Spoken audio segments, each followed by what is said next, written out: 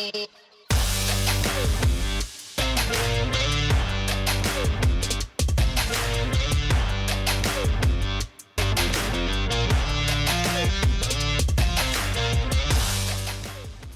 welcome to The Balancing Act. This is our third episode. Third episode. Can you believe that? Can you believe it? We've made it to 3. Yes. I feel like we succeeded. Let's not go too far. Hey, today we've got Mike Frost joining with us. Yeah. Mike's a Baptist minister. He's been ordained. He's also a missiologist. He's a director at the Tinsley Institute, which is a mission institute based out of Morling College. He's a lecturer at Morling College, which is the Baptist Theological College in Sydney. Yeah. He was my lecturer, and actually he had the unenviable task of having oversight for me when I was his preaching intern. So, but Mike has also written and edited like over 20 books, crazy, and some books that have really helped shape the way I think the church needs to engage in a post-Christian era. So, hey, Mike. Hey man, good to see you again. Good to know you've got on to bigger and better things since I had you as my intern and taught you at Morling. So great to see you. Good to meet you too, Nick. Yeah, good to meet you, Mark. Mate, let's not go too far. Bigger and better things. I've just gotten bigger. I'm not sure I've gotten better, but there Well, you you're a podcaster, man. Come on. Well, it's exciting, really. It's exciting. Mate, the reason why we wanted to have a chat with you is because pretty soon we're coming up to the federal election on the 3rd of May. And the whole idea of our podcast is to be able to think around how do we as Christians live and think and engage in our culture around us?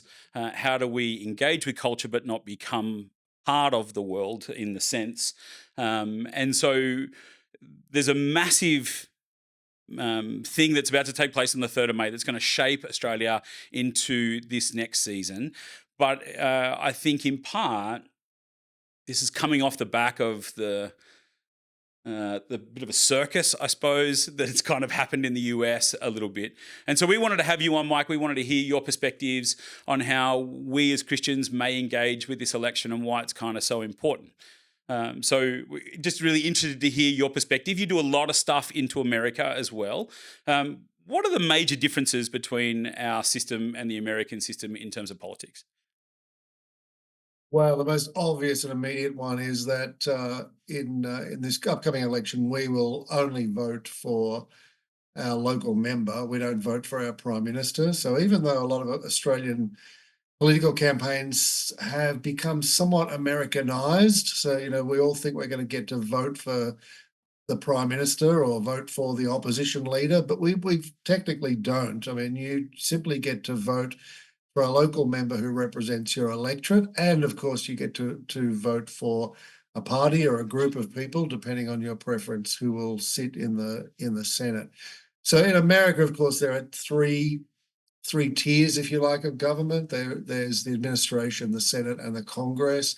They have midterm elections. They have presidential election. You do actually vote for or against a particular person to be president. And so even though lots of emphasis is kind of all about whether Albo is any good as our prime minister, who our preferred prime minister might be, and so on and so forth, really one of the good things about the Westminster system that we are living in is that really it's very strongly localised. Unless your local member happens to be Anthony Albanese or Peter Dutton, you're actually going to vote around local issues and be concerned about the common good in Australia. And so I do think that that's quite freeing and also kind of quite liberating in a sense. So when we come to an election, I think that the way Christians ought to approach it is to see it twofold. I mean, on the one hand, we're doing our secular duty. We live in a secular state. Secularism, even though some Christians speak about it like it's like a terrible thing, secularism in and of itself is meant to be a neutral system which guarantees kind of freedom and access for all and maintains a kind of orderly and safe society. Now, some people, question entirely how well our society does that, but that is the goal of secular society. And what we're doing when we go to the polling booth in May, is that we're actually performing our secular duty as citizens. We are contributing to this overarching kind of secular structure, the Westminster system, and the ongoing commitment to good governance.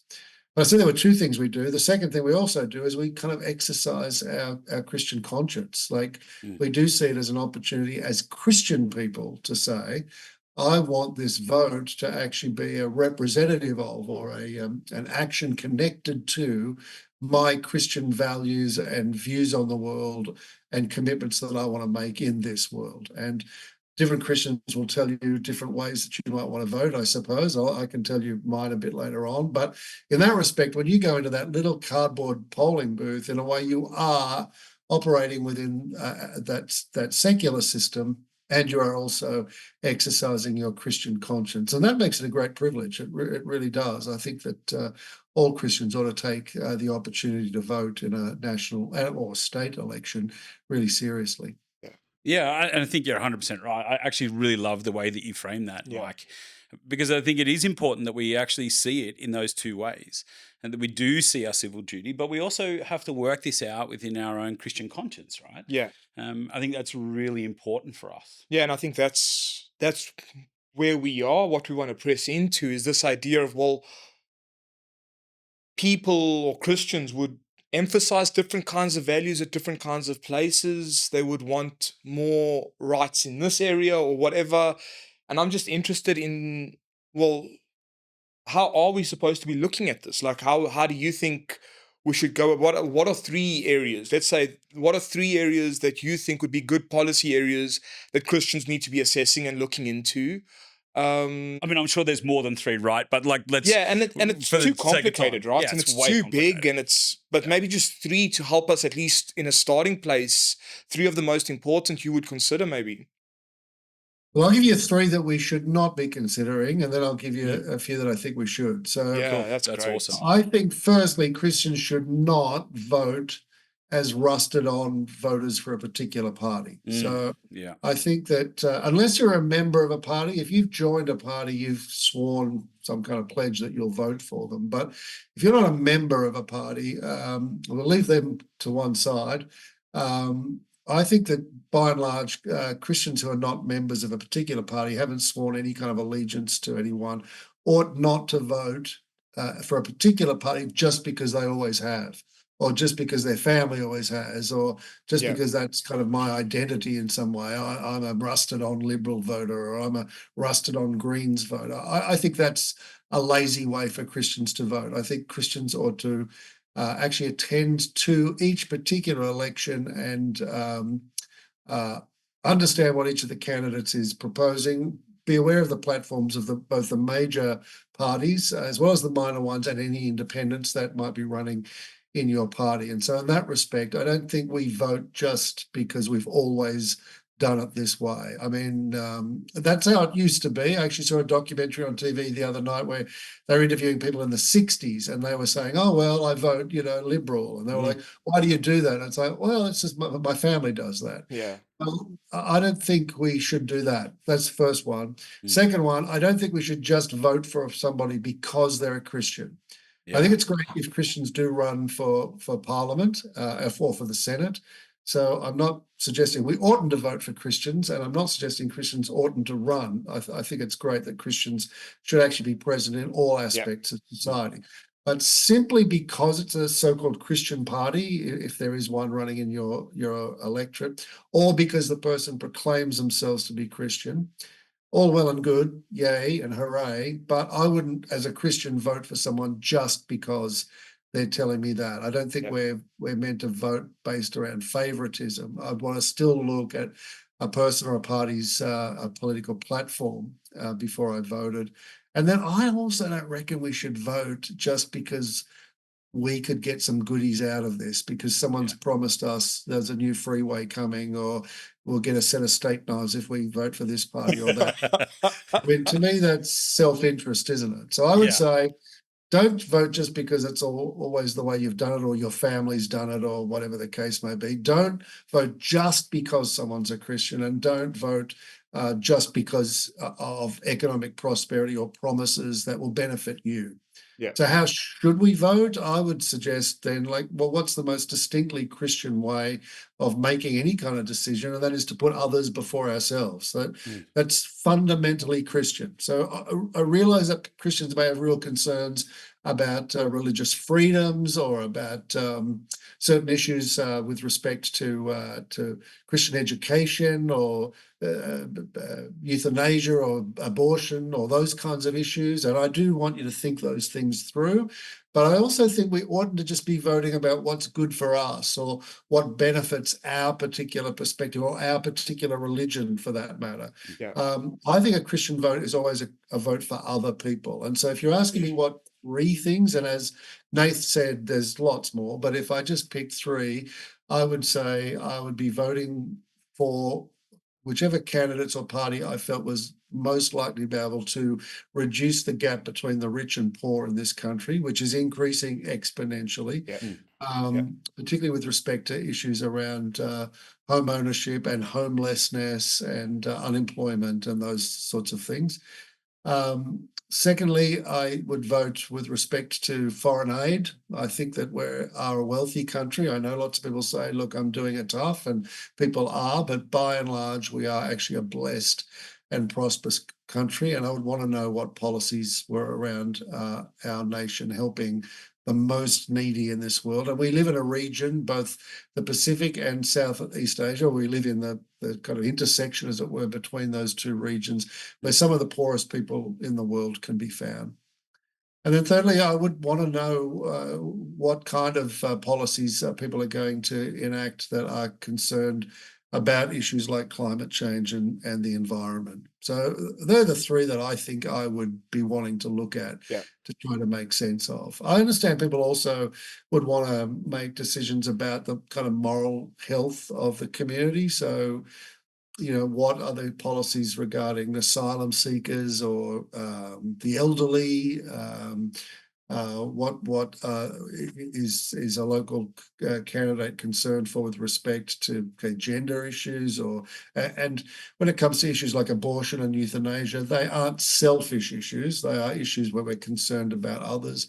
Those kinds of moral questions are important. This is not a candidate. This is not a platform issue, but I'd also want to vote for a morally upright candidate. Again, I don't expect that they have to be Christian, and I don't expect them to be perfect by any means. But as we've seen in the United States, there have been some really morally reprehensible people get elected. And I don't just there refer to the president. There are people who are just out and out liars, or whose business dealings are frankly immoral and the like, that have been elected to certain positions in America. And I think that we would also want to know, who am I actually voting for, and does this person kind of represent, broadly speaking, the kind of moral fibre that I would want in the Parliament. Yeah, that's really helpful. I remember when I turned 18 and I didn't know who to vote for. I didn't know anything really about how to engage in this. And I asked my dad, and my dad goes, mate, you just vote Labor because we're from the blue collar world. So you just vote Labor, but then you never talk about it. You just don't talk about politics, mate. You just, and I was like, oh, okay. And then it kind of, kind of thinking through that as, you grow older and you start thinking, actually, this is impacting me. This is impacting the world around and my friends and my family and my country around.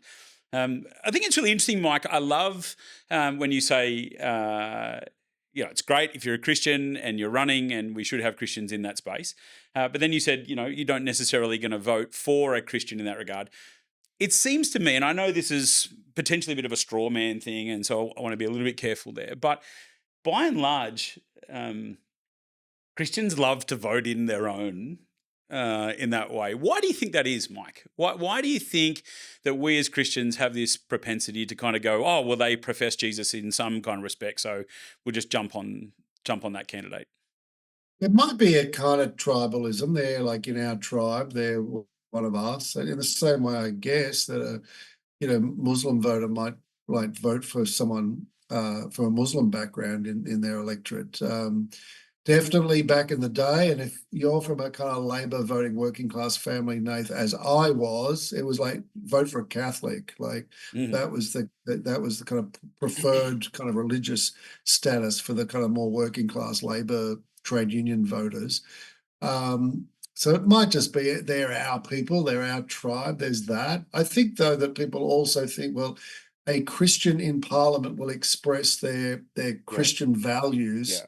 more effectively Yeah. than a non-Christian or entirely secular person or person from another religion.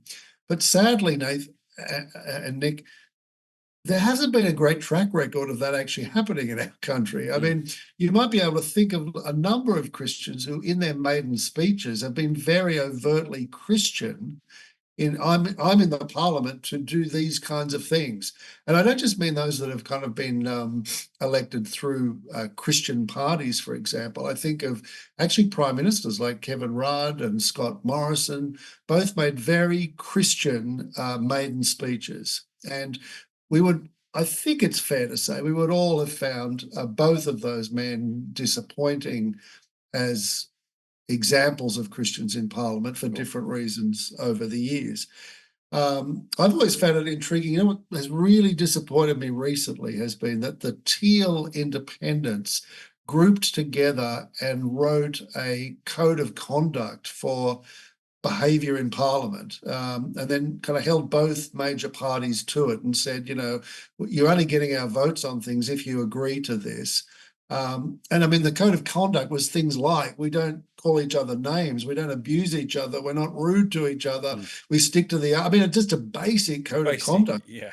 Perfectly good thing. And in fact, when I read the code of conduct, I thought that's a pretty Christian way to think about the way the parliament should be conducted. Yeah. And the thing that really annoyed me was none of those women are Christians. Like, you know, they are, I mean, I don't know if they call themselves Christian one way or another, but they are not overtly known for being Christians. Yeah. These were Teal independents. And I thought to myself, why on earth did the Christians from the Liberal Party and the Labor Party and the National Party, why didn't they do this? Yeah. Yeah. I said, well, hold on. If we're electing Christians, whether they're National Party or Greens or Liberal or Labor, like why aren't the Christians in those major and minor parties actually standing up and saying we want to be a voice for the transformation of the culture of Canberra? Mm. Why did it take the Teal Independents to do that? And so I think sometimes just because you vote for someone because they're a Christian, often it means, particularly if they're in a party structure, they're more beholden to the party than they necessarily are to their Christian values. That being said, as I mentioned before, I think it'd be great if you had a really excellent candidate in whichever party you particularly wanted to vote for, and they happened to be Christian. Yeah. And when you went to see them over a particular issue or other as a constituent, you're meeting a brother or sister in Christ. That would be awesome. Now, my local member for a long time here where I live was a guy you may have heard of called Tony Abbott, who was opposition leader for a number of years and then prime minister for a short period of time. Now, he is a Christian man, a very, very devout Catholic man. He and I are absolutely diametrically opposed on all sorts of issues. I would go and see him on a few occasions about things like the Millennial Development Goals or asylum seeker policy or climate change policy. And I mean, he just utterly disagreed with stances I was taking as a member of his constituency. But we were both Christian men, Mm. and actually, you know, he gave me a hearing. He was polite. He was engaged. So it doesn't necessarily mean you vote for a Christian, you're kind of going to get exactly what you think you want. But it's a bonus if they are, but I wouldn't vote for them purely because that's the case. Yeah, and that's a good answer. And I think again that whole thing of don't vote for someone just because you think you're going to get what you want, right? Which is one of the other things in which you said is we've got to be thinking around this idea of what doesn't necessarily benefit me directly, but what does it benefit as society as a whole. So I think Mike, you're talking about, you know, we don't necessarily vote someone in because we're going to get a new highway through our particular area or whatever the case may be. And I think that's a really important point that you make, that sometimes, in a sense, and I hope I'm not putting words in your mouth, but we think very narrowly, and we just think about ourselves and what our benefit is, and we do need to be thinking through, particularly as Christians, what's the benefit to all people?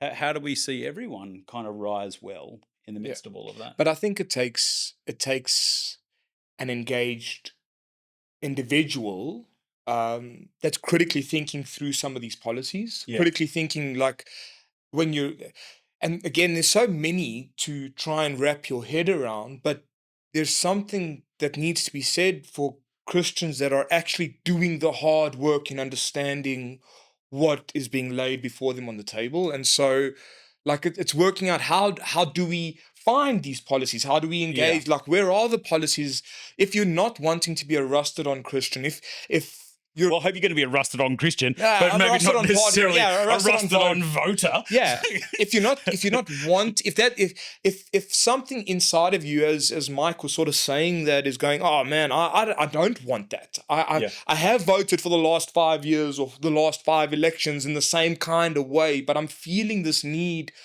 to be more engaged with what this looks like. Yeah. We got to know, how do we do that? How do we shake off the rust as Christians in that area? That's a good question. So, Mike, what are your thoughts? Like, how do we as Christians become more engaged? Where do we go? How do we need to dive into and engage with policies and the likes? Yeah, well, I mean, the good thing is that you've only got your local candidates to choose from, so they're not that difficult to access. Go to the websites of if they're in a if they're in a party, go to the websites of each of the parties and ask yourself what things are important to me. I said to you, issues are like concern for the poor, housing, overseas aid, climate change. Those things are important. So I would go to the websites of each of the parties and dig those out. Just about all of those candidates, I guarantee you, are going to be holding some kind of town hall type meetings in your electorate. I mean, go along to them, listen to them.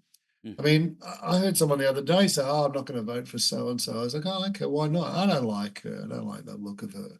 Well, how is that Christian? Like, I just don't like the cut of her jib. I just don't like, she just gives me the ick, or I don't know, she's on the wrong side of politics or something. That's just lazy. There are lots of people who vote that way. Lots of non-Christians will vote that way. Lots of people are completely unconcerned. You might have seen sometimes people go out and do the vox pops with random people in malls, and who you're voting. I don't know who's running. Someone the other day I heard they were saying, "Has the election happened yet or not?" Like, they're just completely unconcerned. In fact, one of the ways that we as Christians can do both our secular duty and our exercise our Christian conscience is go to their websites, find out what they're saying they're going to do. And at the moment, I can't find anything from the Liberal Party, National Party on foreign aid. The Labor Party have actually made a pledge to maintain, not drop. We're always thankful when it doesn't drop, but to maintain existing levels of foreign aid. We're still waiting to hear from the Liberal National Party about that. So things like that, you go and check them out. Oh, they don't say anything about this, or they do say it. Keep a tab of what each of them are saying and figure out where they are sitting. Go to town hall meetings or Q&As or whatever these candidates are running. They'll get interviewed in local press and all that kind of stuff. Read those kinds of things. And if you can, go meet them. I mean, the good ones will be out like in shopping malls or kind of high pedestrian areas, particularly as the election gets closer, handing out literature. Or even if it's not the actual candidate and you see someone handing out literature for a particular party or candidate, stop, talk to them, ask them, well, why are you so committed to this particular candidate that you'd be out here handing out leaflets on a beautiful sunny Saturday morning? And let them tell you. And they may not be able to tell you. I remember in one election, a supporter of Tony Abbott was handing out something at a crossing, and I had to cross the road at that particular crossing. So I had to stand right next to him, and he gives me a leaflet. And I said, "Oh, could you tell me the 3 things that you think Tony Abbott's really done for our electorate?" And he's like, "Oh, he's stopped the boats and he's done the..." No. I mean, like, for our electorate, can you just tell me, what he's done for us in this electorate? Like, how has he contributed to the common good here? And this guy just had a series of slogans like "stop the boats" and those kinds of things. And I thought, wow, he's someone who really believes in this guy isn't able to answer that question. So do that kind of research, like But dig Mike, in and find out what they believe. Sorry, do you think some of this is a little bit complicated? Like, do you think politics has become a space that's complex, that it's sort of moved out of a layman's area where it's like, even if I look at the policies, I don't even know if I'll understand what I'm reading. Like, how do I think about stuff that I'm not necessarily always able to understand? What are some of the questions that will help me to reflect on the policies in a deeper way instead of just running the slogans, because the slogans are catchy, they're easy. Yeah. Um, Well, that was to my point before. Don't just believe the slogan. So if the guy you're talking to has only got slogans, that doesn't augur very well for that particular candidate. But like I said, I mean, meet the candidate, yeah, read the website, read the literature that they're distributing. Now, I take your point. I don't know whether some of it is overly complex for people to get, but some of it is overly simple. Yeah. Like sometimes it's just a slogan-y type thing. Well, no one's saying it this year, but we will stop the boats, or we will do something about interest rates or something. And you think, well, how are they going to do that? yeah. Usually they're wanting more complexity, not less. Okay. And Nick, we also have to bear in mind, I hate to break it to you two young men, but sometimes these parties just tell us fibs. No, Sometimes, no, No, no, that's Mike. not sometimes true. You just burst my whole bubble. Oh, I'm sorry about that, but yes, sometimes they will just tell you that they're going to do things that either there's no way they can do, or that they probably don't really intend to do. And I don't want us to be so cynical we don't ever believe anything a politician says. All we can do is exercise, as I said before, exercise our Christian conscience sure. in good conscience. You said you would do this. They said they would do that. I've weighed this up as a Christian. Well, the other thing we haven't mentioned is, prayer. I've actually prayed about this and asked Yeah. God to give me wisdom to make sense of this. And then you exercise your vote. And yep, like candidates will let you down. There'll be times when you'll realize, yeah, I voted for that person and they didn't do what they said they would do. But that's on them, not so much on you, if you actually did Yeah. Yeah. your homework in the lead up to an election. Yeah, Yeah, no, that's it's good. so important. That's good, and prayer is key. Mike, what do you do where we live in a society where it is by and large a two-party preferred system? Um, what do you do when you're kind of weighing up? And I think this is probably more prevalent now than ever before, Yeah. where we're not necessarily kind of you know rusted on kind of Labor or Liberal nationals. What do you do when you're weighing up these policies and you're like, I like a little from column A and I like a little from column B, and what do we do when we're thinking about this? And really, we come to a place where we're kind of swing voting, right? Yeah, and it's a bit It's nuanced, all of nuanced. that. Yeah. Yeah, I don't mind being thought of as a swing voter in this. I mean, I know that's a kind of a put down in a way, that I'm just swinging in the wind, but I don't mind the idea that I'm willing to give my vote to, whoever is able to kind of satisfy me enough, but no one will satisfy me perfectly. I thought you were going to ask, like, is there any value in voting for an independent or for a minor party? And I would say there is actually, but we can never guarantee it in a sense. I mean, the other thing too is you might be voting in a kind of a absolutely blue ribbon National Party seat, and there's no way that candidate's ever going to lose. And you might think to yourself, well, what's the point of voting for him or her, or against him or her? And I understand that frustration. I happen to be vote. I happen to vote in both a state and federal seat that has had a long tradition of swinging between independent and liberal members. So we currently have a teal independent in our seat. As I said previously, we had a liberal in Tony Abbott. In our state seat currently, again, a liberal, but for a long time, 15 years or something before that, independent. And actually, I found independent candidates to be really accessible, really engaged, really grateful for the opportunity. They didn't have to go through a party system and satisfy the party in order to become the candidate. they're a little less cynical and more optimistic and hopeful. And so, and definitely way more open to actually engage with you or meet with you. Yeah. So, again, this is not me telling you vote independent or anything. I'm just saying, don't ever discount the possibility that it's a perfectly legitimate way to exercise your right as a Christian Wow. to vote for somebody, even if it does look highly unlikely they're going to win in a blue ribbon seat of whichever particular stripe it might be. I think that that's on your conscience. Like, I felt God really put this upon me. I weighed it up. I am concerned about the poor. I'm concerned about the elderly. I'm concerned about the young people in housing. I'm concerned about foreign aid. I am concerned about the environment. These things are important to me. I know you promised me a new freeway or a new post office or a new this or that or the other thing, but I didn't vote for you because I don't want it to be about me. I want to actually be a Christian that demonstrates, as Paul says, to consider others Mm. more and better than myself. And I think that, that's what kind of ought to drive us. And whichever candidate you think is best at fulfilling that, vote for them. I appreciate there is a bit from column A and a bit from column B, and in the end, you just have to kind of make the best estimation on that. No, it's awesome. That's really good. It's really helpful, Mike. It really is. Hey, mate, it's been awesome catching up with you. Thanks so much for spending some time with us and helping us to think through this election, particularly as followers of Jesus, just in a kind of broad brushstroke kind of way. Really appreciate it.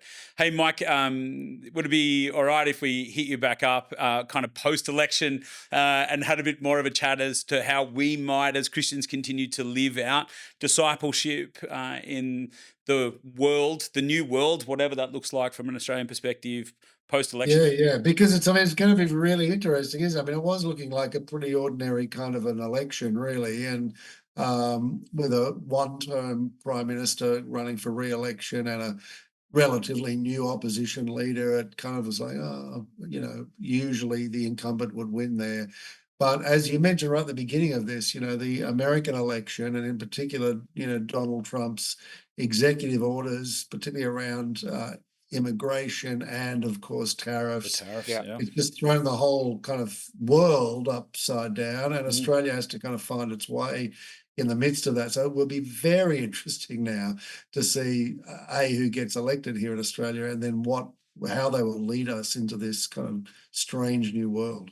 Yeah, no, thanks, mate. Well, we'll be calling, we'll be chatting and getting you back, mate. Hey, thanks so much for giving up your time. Really appreciate it. Have a cracking Easter. Yeah, you too. Good Cheers, to talk Mike. to both you guys. Good to see you again too, Nathan. Thanks, mate. See ya. Cheers. How good was that? That was good. That was so good.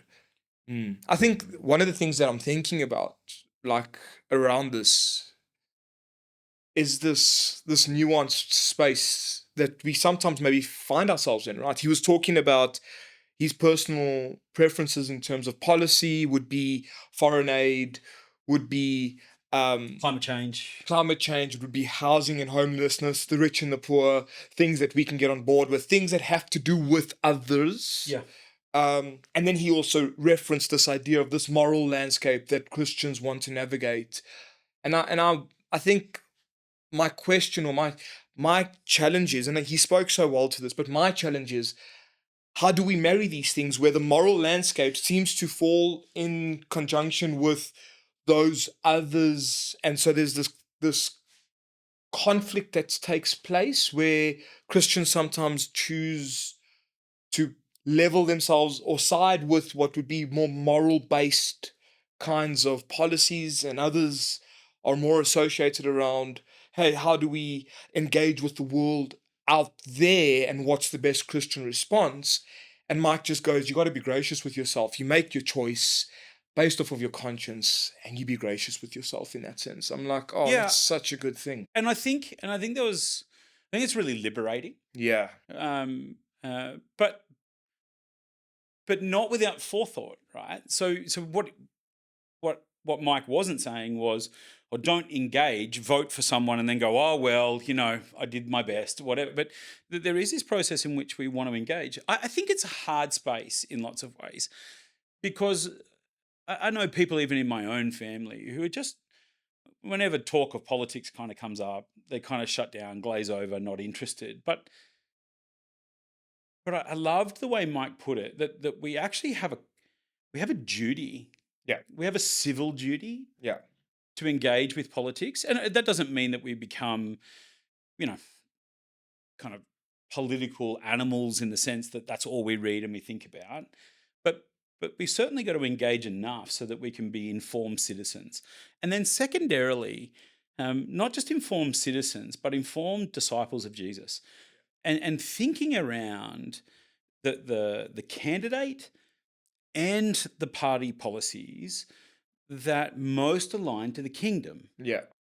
And I love the fact, and I really, really appreciated Mike's whole perspective around saying that we got to not fall into the trap. We've got to be careful not to fall into the trap that we vote for the person that's going to best suit me and what I get out of this, but rather thinking about it from a bigger perspective. I thought was super, super helpful in that space. I think one of the challenges that we face ourselves in this political landscape, and I do think it is exacerbated because of the whole American saga, which is around the moral character of the candidates. It seems to me that either we will attack the character, or we'll even ignore the character of the prime minister or our elected party because it's within our interest or whatever the case may be. It's like we're not questioning character, or we question character. We're not weighing it both hand. Does that make sense? Yeah. I think that's, and there's a tension in that as well that creates this complexity, right? Because and I'll use the American system because that's the system, as you said, that's sort of driving this Yeah, sure. this conversation. But if you look at Biden as he stands next to Trump from a moral perspective, by and large, let's say Biden wins. Touch and go. Let's say touch. Hypothetically, Let's deal with the hypothetical. But you look at some of the policies that they drive on a moral level. It's like, how do you get behind that? And there's a complexity. There's a tension there. Yeah. And again, it's going, as I've made this decision, as I've stepped out and gone, as I weigh it up, prayerfully, as I weigh it up, and I'm prayerful and considered, I make my choice and I walk in the grace of God beyond that. Like, because how else do you do it? Well, and I think the reality is for us as Christians, we also recognize that God is sovereign and that God is over all of this, and that we know that in Christ Jesus that his kingdom is victorious, that he is victorious, that he is going to make this world to right, that he is going to come again. It will, for those who trust in him, work itself out ultimately. Yeah. And so in one sense, there is this freedom to know that God is sovereign, God is in control, and that is a good and beautiful thing. But that doesn't take away from the fact that we have to do the hard work of thinking this through. Yeah. Prayerfully considering the individual candidate who will represent our local electorate, and the policies and the things that are important to us, and to our belief of Australia as a whole, I think is really important in that space. You know, one of the things that was really interesting to me was, and I thought it was a fair reflection, Mike's whole response when the Teal Party, kind of made up of all these independents, put together this kind of code of conduct, and he, and Mike was reading it and was like, "This is very Christian," but the Christians on both the left and the right weren't the ones who wrote this and kind of holding parties to the same standards. I thought that was really powerful, which it kind of, I know it's a bit of a tangent, but which made me really think that the Christians, the brothers and sisters that we do have in the Lord that are in politics, they need a lot of prayer and they need a lot of wisdom, but there needs to be a real strength of character there. Yeah. And it was interesting also when he said that just because they're Christian doesn't mean you're going to agree. And there's Yeah. this beautiful thing that happens between him and Tony Abbott, who I don't know. And It was only the Prime Minister, Nick. It was fine. yeah, It's fine. I It's don't okay. I don't know the guy, It's okay. but whatever. Yeah, I don't know him personally either, Nick, but he was our Prime Minister. Who cares? No, I'm joking. But but there's this beautiful interaction that Yeah. takes place because they disagree. They're still able to sit as brothers Yeah. in Christ and go, "Hey, Yeah. let's talk about this." And he said, "There's politeness and cordialness, and there's this It's respect. interaction." And I think that's such an important thing that's missing in conversation today in so many of these different areas. Is just recognizing that because we're brothers in Christ, that doesn't guarantee agreement on policy. Mm. And just because we then maybe don't agree, it shouldn't shut down relationship Yeah. in the way that we interact Yeah. around those policies. Which is just, again, so important in today's world and in today's society. Yeah, I think so. do want to raise one more thing, because I think we're about to wrap up, but I found it very fascinating, because this is ignorance speaking for sure, but I found it It's fascinating. not unusual with you. that that you vote for your local member. Yeah. How does that translate into a prime minister down the line? Do you go, I vote for the local member, knowing that down the line the prime minister is going to get elected through that sort of channel, or do you end up voting for a prime minister at some point? No, you don't. So we vote for our local member, and again in the two-party preferred basis. So each party, it be that the Labor Party or the Liberal Nationals, they have their own processes on electing a party leader. Yeah. And so inevitably, whatever party, in the two-party preferred basis, whatever party ends up taking the win in terms of the election, their party leader becomes the prime minister. So that's crazy, because what if you like your member but not the party leader? There's a conflict of interest in that space. Which is why I was making that point with Mike. What do you do when you agree and disagree inside of that space? It becomes quite a complicated process, which is why I think Mike's point when he said that that even for a lot of the Christian people who find themselves in the two major parties are still really beholden to the parties themselves, right? So they have party policies. And each candidate really is kind of towing a party line. I mean, I'm oversimplifying it. Yeah, I'm sure there's a lot of nuance and there would be points of disagreement and the likes. But from my mind, at least, from a 1,000-foot level, that's kind of how it operates.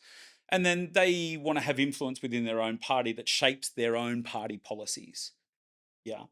And so we're not, as Australians, we're not voting for Albanese or whoever. Like we're voting our local member, and it becomes a coalition. It's a challenge, because your local member may have a character that's upstanding, but your prime minister may not, and there's again just that conflict of interest. There's some tensions in that space. That's sure. crazy. But yeah, look, that was a great conversation. I think I'd love to have Mike back just to unpack more of what this looks like theologically, more of what this looks like on a discipleship level. Well, and that's the thing for me, right? So which is why I asked him if he'd come back. Yeah, sure. Like, I mean, it's a bit cheeky, I know, but because I didn't say yes or no. He was just like, okay. Yeah, that's right. I'll send him a gift. Cash for comments. I think one of the challenges for us is to think around how are we going to live out discipleship. Be that the worship of the Lord, hospitality, generosity, mission, and outreach. What is that going to look like? Like, how do we engage in a real missional way in our changing world? Yeah. And look, it is the world. The global politics at the moment is like trying to swim in a washing machine, right? And so one of the challenges in this space is when the dust settles after these elections and there's this kind of figuring out this whole immigration and global tariff issues, what's going to happen? What's going to happen for Australia? How are we going to engage? What is that going to mean for us to be loving and to be gracious and to be sharing the name of Jesus and to be living out the kingdom in this new world? I think it's, man, I'm really keen to hear Mike's It'll be opinions on that interesting. stuff. It'll be a great It'll be conversation. fun. I guess the big thing out of all of this is, and I suppose for those of hi mum, she's probably the only one listening. But I guess my biggest encouragement is really the encouragement that came from Mike, is that us as disciples, please don't disengage with politics. Yeah. Both from a civil duty, but also from a discipleship perspective. Let's do some due diligence in really weighing up which party, which candidate in our local constituency is going to be the very best representative of the moral character and the human responsibility that we hold in the gospel. So it's going to be an interesting time as we come up to the 3rd of May. So that was fun. Hey, thanks for joining us on The Balancing Act. Hopefully we get episode 4.